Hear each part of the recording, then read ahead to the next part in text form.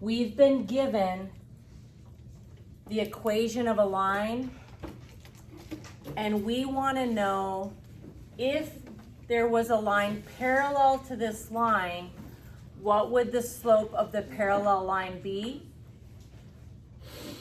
And if this is our line and there's a line perpendicular to that line, what would the slope of the line perpendicular to that one be? Well, kind of makes sense. I need to know the slope of my original line to answer these questions. So remember that lines come in the form y equals mx plus b. So the number in front of the x is the slope of the line I've been given. So the slope of this line is 2/3. And up here, parallel lines have the same slope. So that tells me that I'm going to just grab 2/3 because that's the slope of this line, and the parallel line is going to have a slope that's exactly the same, so 2/3. Okay, then the perpendicular, there's two parts to it.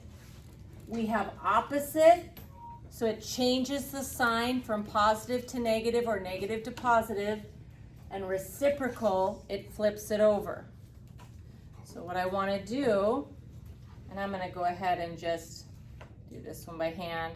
All right, so if I have a positive slope, my perpendicular one is negative, and then I need to flip it over so the 3 goes in the top and the 2 goes in the bottom.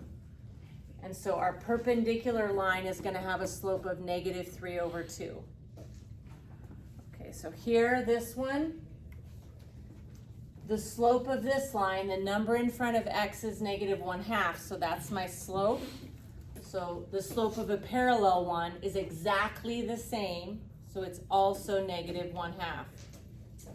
Now for the perpendicular one, it's opposite, so it's, instead of being negative, it'll be positive. And then the 1/2 is going to flip over.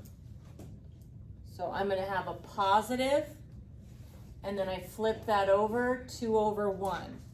This number can be simplified because 2 divided by 1 is 2. Okay, so here's just 2 more examples of the same thing. The slope of this line is 3, so any line parallel to this line will also have a slope of 3.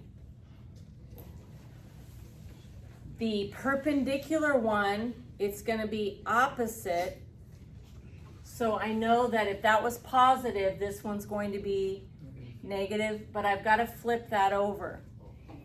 So to just emphasize what 3 is, the number 3 is really over 1. So if I now flip that over, it's 1/3.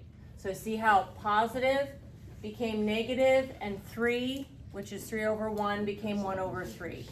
Okay, last example here. In front of the x, there's just a negative, but a negative in front of the x is the same thing as the number -1. So if the slope of this line is -1, a parallel line would also have a slope of -1. Now the perpendicular one, if this one's negative, it has to be positive because we changed the sign, and we have to flip it over.